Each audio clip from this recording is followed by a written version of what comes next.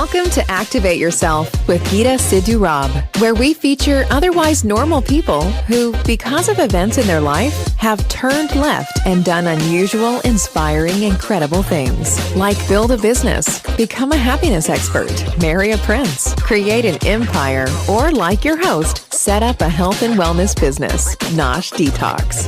Here's your host, Geeta, Sidhu, Robb.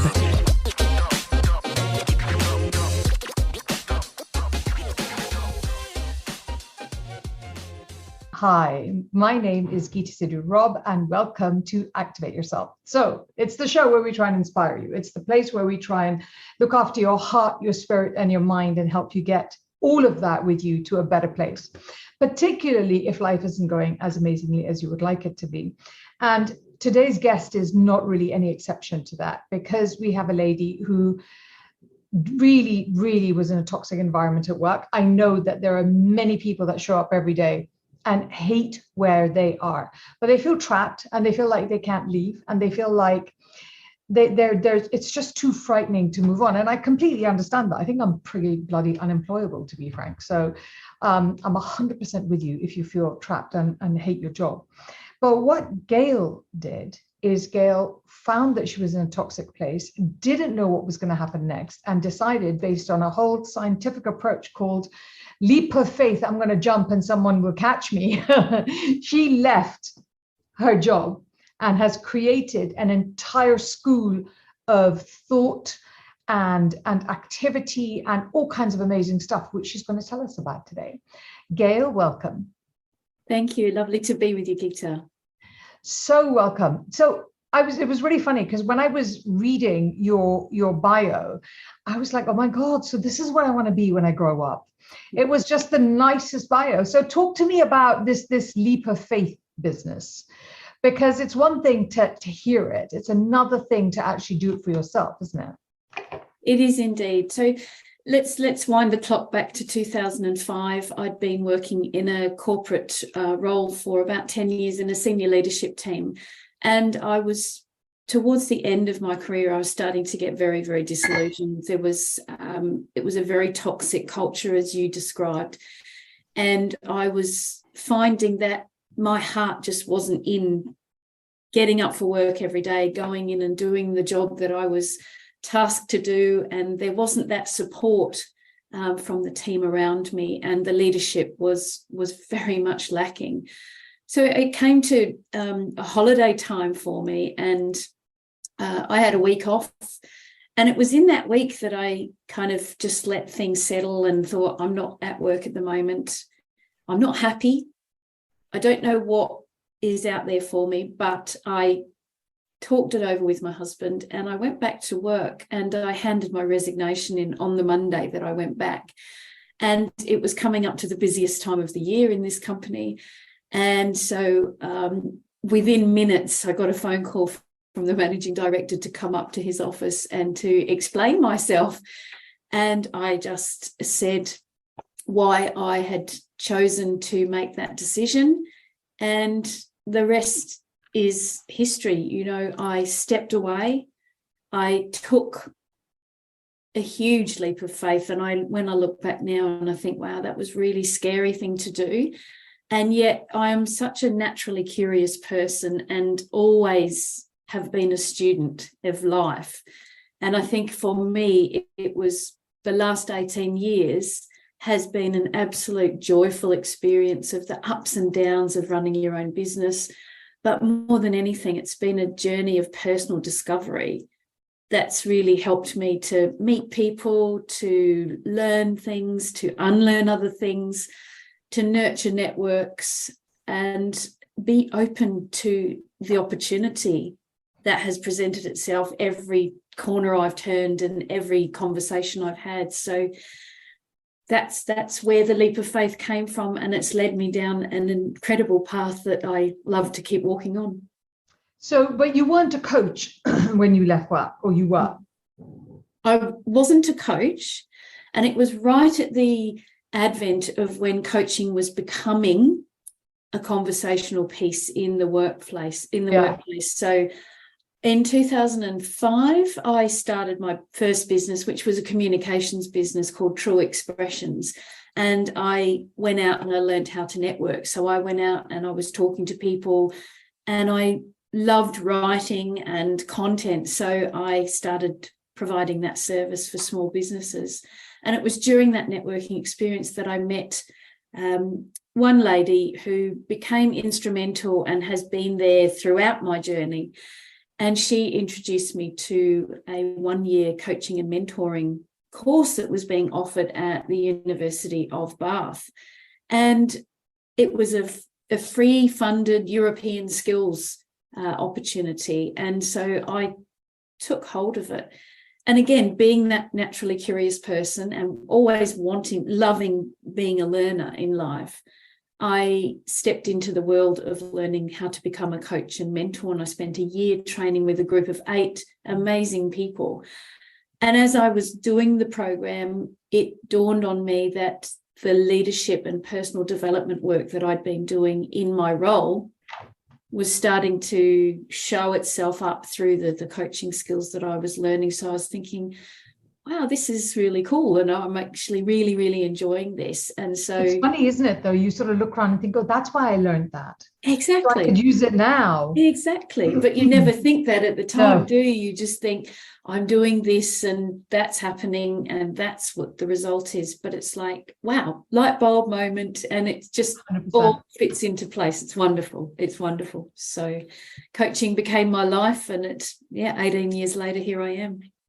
So one of the things that because I also became a coach and run a coaching business, but one of the things that I hear a lot now when I speak to new coaches is they all struggle to get clients. What is it that you did to get clients? Do you remember, like, from the beginning? Because I think everybody gets a coaching qualification, but I think that you don't really become a coach till you start to do the work.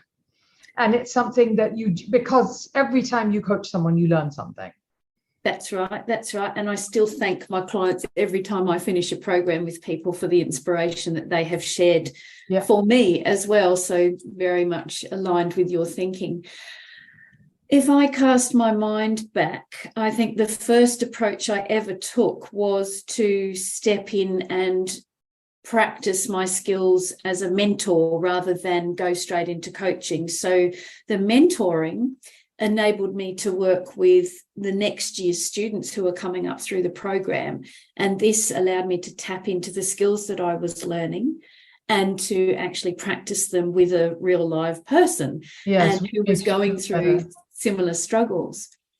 And so from there, it became that word of mouth. And through networking, then it was, well, Gail helped me do this for my business, or Gail helped me realize that I had that confidence in myself, etc., etc. And so it started to become a word of mouth opportunity after that. But it was that first step that I took into mentoring that set the course for me to then step more into the coaching role, and then embracing the coaching into leadership and becoming the executive coach role that came later.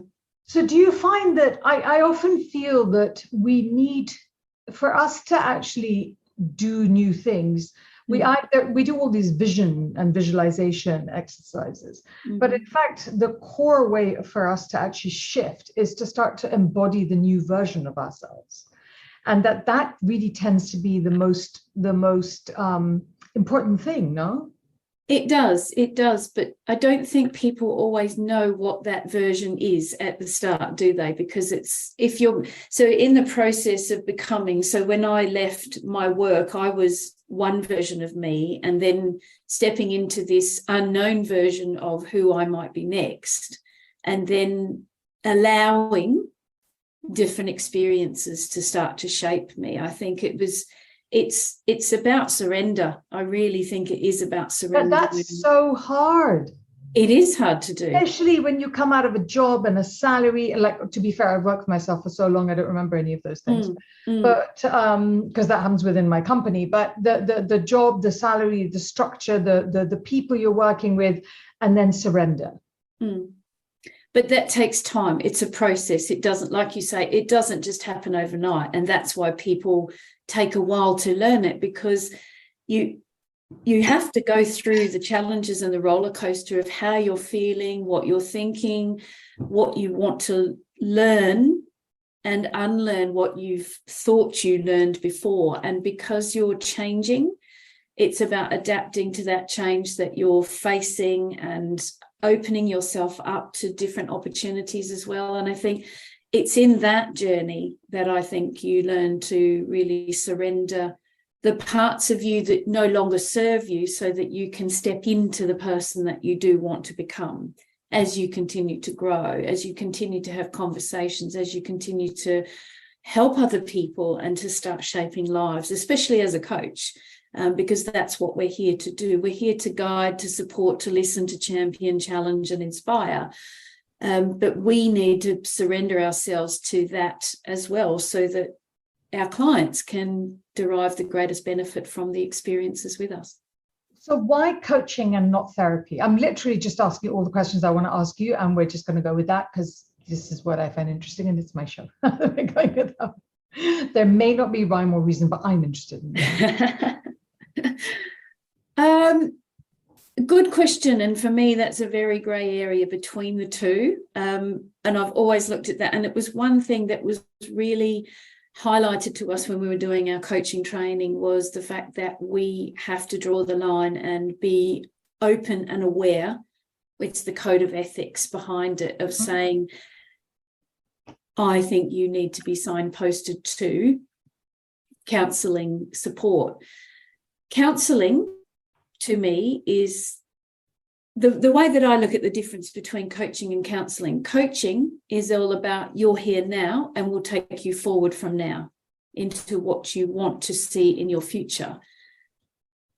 Counselling, however, on the other side, is taking you back perhaps to root causes and then bringing you up to now and then into the future. And it, like I say, it is a very fine line. And there have been several occasions in my career where I have had to stop the coaching process with clients because it's getting into those murky waters that I can immediately identify and say, I am not the right support for you right now. And here is somebody that I recommend you see, and then you can come back to me as and when that situation changes. And what were those red flags? The red flags were the occasions that it's happened to me is when people have come to me who have previously gone through an episode or many years of depression, who had thought that they were ready to embrace either running their own business or stepping into the next level of a leadership role. And just through listening and through the accountability aspect of coaching, it was evident to me that things weren't moving, and there was a lot of replay going on, lots and lots of rewinding and replay. And I realized then that it was my skills were not there to be supporting this person, and it was dangerous if I continued. So it was at those points that I intervened with the right signposted support. So one of the things that you're known for is the can-do approach. Mm-hmm. We're going to go for a quick break, and when we come back, I'd like to know I'd like to know what that is, please. I want to hear a little bit more about it. We're just going to go for a quick break. Okay. UK Health Radio, the station that makes you feel good.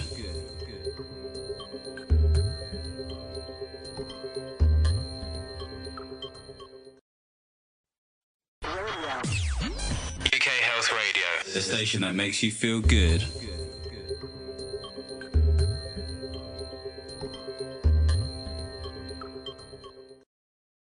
So we're back. The can-do approach. It's almost like it does what it says on the tin, but tell me more about it. Okay, the can-do approach is a foundation approach that I created, very closely linked to the growth mindset that US psychologist Carol Dweck penned after extensive research that she'd done working with children in schools and also students, and touches on with sports people as well. So the growth mindset is the forward-thinking, very progressive, very positive side of the mindset as against the fixed mindset. So there's two different major distinctions between the two. Someone with a fixed mindset, I'll give you an example, is somebody who, when they're faced with a challenge, they see it as a negative thing and they often shy away from it because it's too difficult. When they receive feedback, they take it personally and they are unable to process it in their thinking and see any benefit from it. Whenever setbacks or anything comes along, they will retract rather than go forward with it. And effort, well, why should I put the effort in? These are people who've got a fixed mindset. So for people who are listening, I'm sure you can think about people perhaps you work with, or maybe you have elements of that in yourself as well.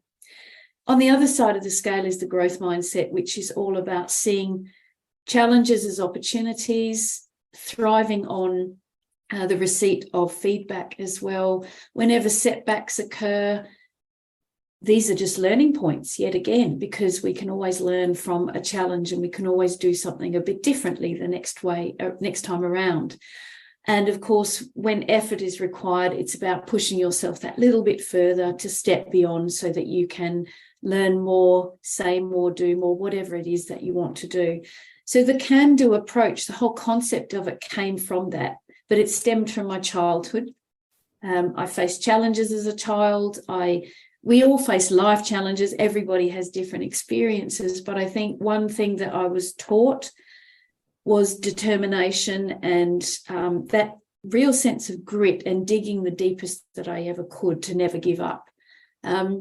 My mum was my inspiration for that, and funnily enough, it's the anniversary of her birthday today, so it's rather a fitting time to just be sharing her inspiration with others.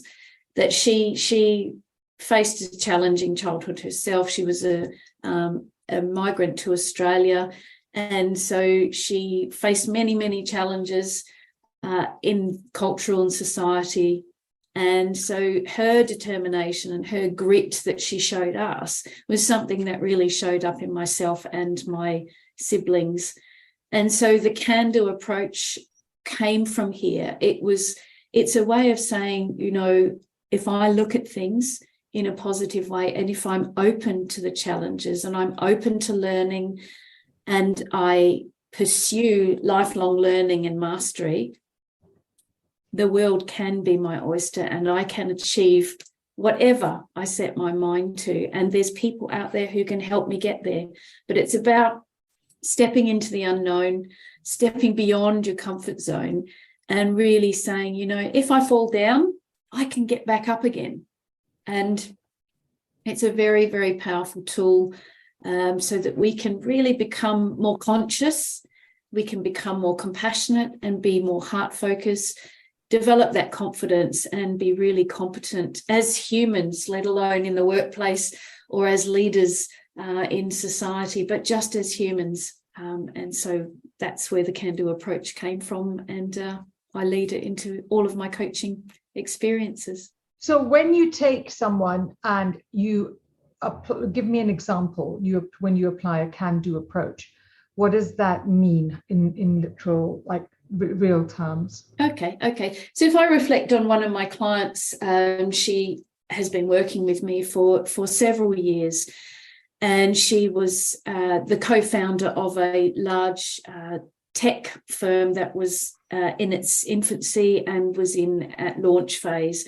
And so for her, she was facing a lot of flack from investors. There was many, many challenges that she had to go through in all of that lead up stage to be launching a multi-million pound tech company.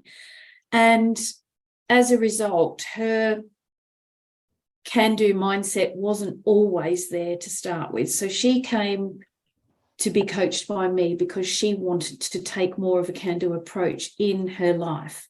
So she wanted to be able to see through and have an open mindset toward the challenges that she faced and work out how she could face them, how she could manage them in her mind, and how then she could lead with her behaviors going forward, so that the actions she led with, the conversations that she was having, were very progressive and positive. So hers were challenges, like I say, with investment, the ups and downs of, are we going to win this next investment pool? Now we're going into the next round.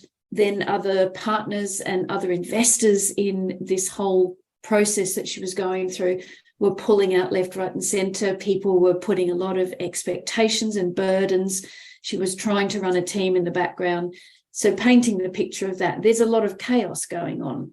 So the can-do approach for her allowed her to step away from all of the noise and to really settle her thoughts as we worked through the 5 key categories of what makes up the growth mindset, is what makes up the can-do approach, as well as looking at challenges, setbacks, effort, feedback, all of those key areas, so that she could go away and be more focused and also be stronger in her ability to find the grit, the determination, and what it really took to get the company over that final line at the end with the investors. One of the things that, because when you're talking about these types of people, like I know with a lot of the women that I coach, there's a lot of it is around leadership. And I think that the way we view leadership is shifting so much these days. And the pandemic I always find very interesting, because the female-led countries behaved in such completely different ways to male-led countries by and large, and were infinitely more successful at managing COVID. And so we often have, and Jacinta Ardern is, of course, the flag bearer for this, we often have conversations about how businesses do better when women lead them, and they do better when there's women on the board, not necessarily lead them, but they're on the board, when there's a really fair representation of women. And I've noticed that when we were looking at your notes, there was conversations about conscious leadership. So what I want to talk about is, if you can just give me a quick definition of it, we can then go for a break and then we'll come back and talk about it a bit more. What do you understand or mean or talk about with conscious leadership? Conscious leadership is all about awareness, about that self-awareness of you and how you show up, how you live your values, how you represent yourself. And it's all about that next level. So as you're saying, it's about the empathy. And I think that more than anything else, it's about really listening, not only to others, but first to yourself. So if you can really learn how to listen deeply and up-level your presence and how present you can become, then you can listen to yourself better. You start to learn who you are more. You start to know what makes you tick, and you start to be able to go back to and practice every single day these small habits that can turn into big successes in your own leadership. And then when you can listen to yourself, you can listen with deep empathy to other people and really put yourself in their shoes. So the conscious leadership model that I talk about is really about, it's more about being as presently present as you can be, and listening the deepest that you possibly can, and listening to understand, not to respond to what people are saying. That's interesting. Okay, let's go for a quick break, and then I would love to pursue that further when we come back. UK Health Radio, the station that makes you feel good.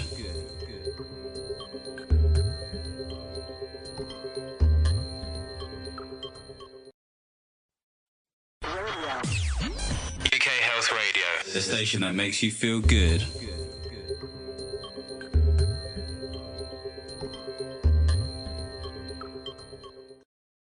So we're back. One of the reasons I want to talk about leadership is I was away this weekend with it's a small group of people who run really massive companies. And one of the leaders of a company called Evercoach was there.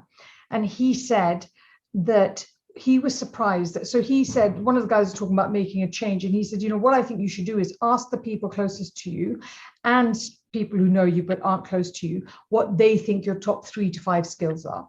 And he said he had done this process, and what he was really, about 2 years ago, and he said what he was really surprised about was that the thing that came up constantly for him was his leadership.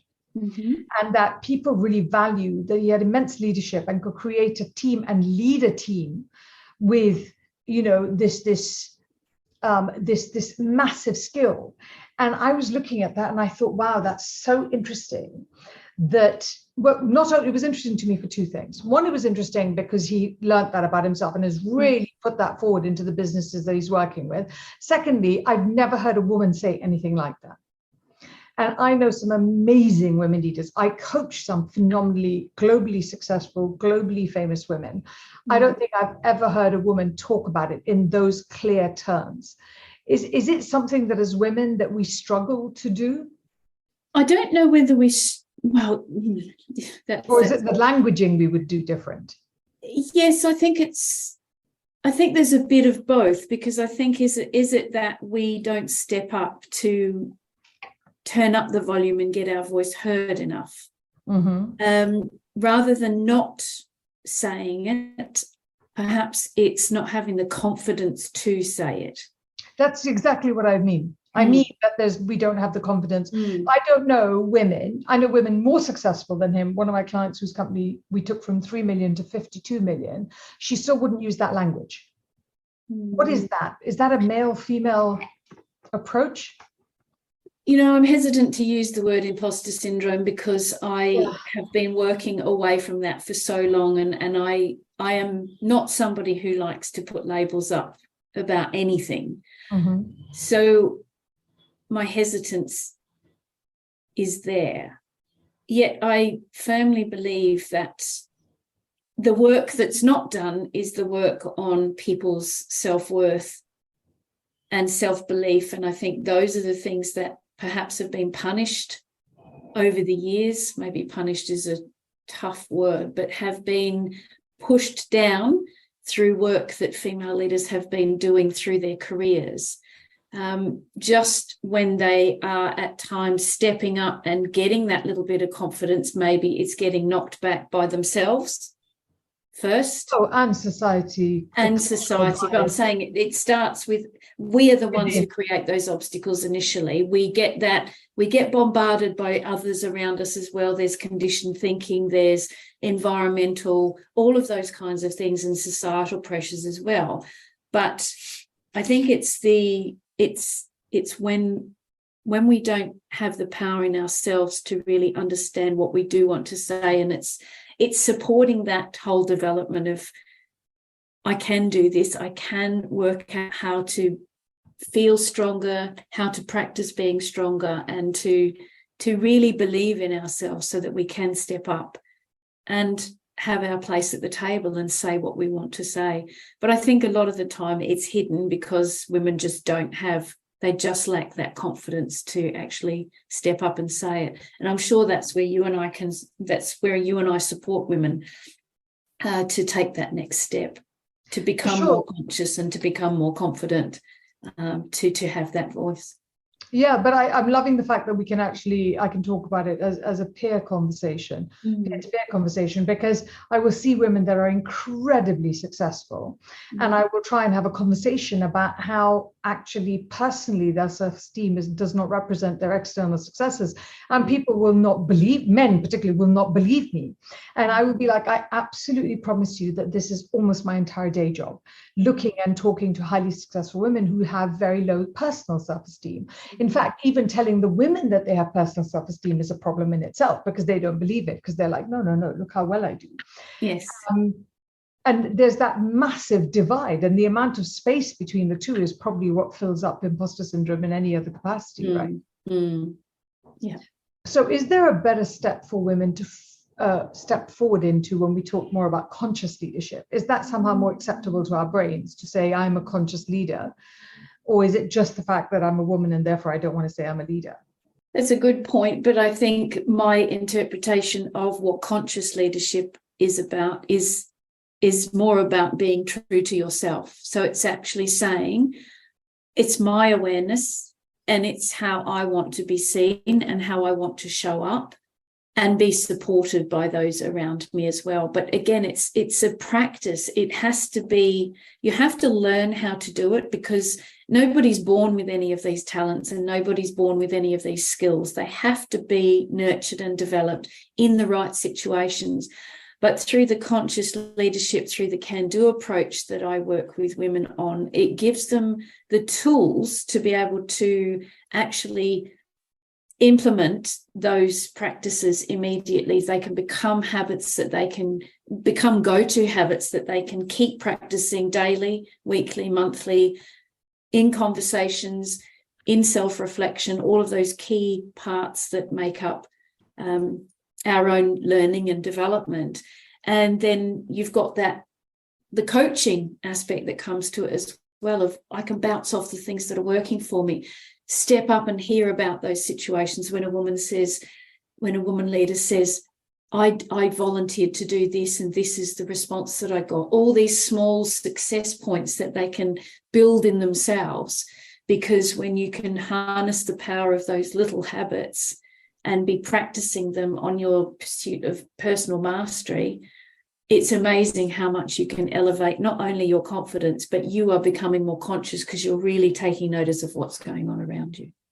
So in a way, what I hear you saying is that when you focus on creating it consciously as a skill, then that skill becomes more able to be used and be, vocalized. Yes. But then if I've worked on leadership, then I can talk about being a leader.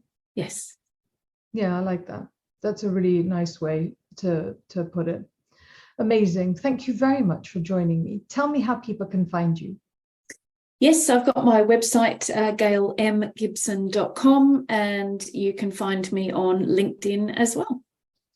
Amazing. Thank you very much. And we'll have your connection details underneath as well. And I really appreciated the conversation. I'm really glad that you joined us. And since there's drilling outside, I'm super glad we managed to get through all of this without being invaded by all the noise. So thank you so much on several counts. Thank you very much. My name is Geeta Sidhu Robb, and this is Activate Yourself. I hope this conversation was a good foundation point for you to think about what you could do if you didn't do what you were doing today. Because I actually think that in this day and age, we should remake ourselves every sort of 7 to 10 years. Because it's a really different way we live. And the way that we live, where when I became a lawyer, I was going to stay a lawyer for the rest of my life. It honestly just isn't a way that everybody needs to live. I've constantly reinvented myself. And there's a joy and a freedom and a growth within that. And I wish that for you. I hope we've inspired you into one version of that. Have a wonderful day, and we'll see you again shortly. Thank you so much for joining us. Our goal was to give you pause, make you think about your life, and inspire you to say, wow, what if I tried to do that? If they can do it, so can I. Did it work? Let us know by finding us on social media at Geeta Sidhu Robb or at Nosh Detox. We upload new shows every 2 weeks here, and if you start to miss us, check us out on YouTube.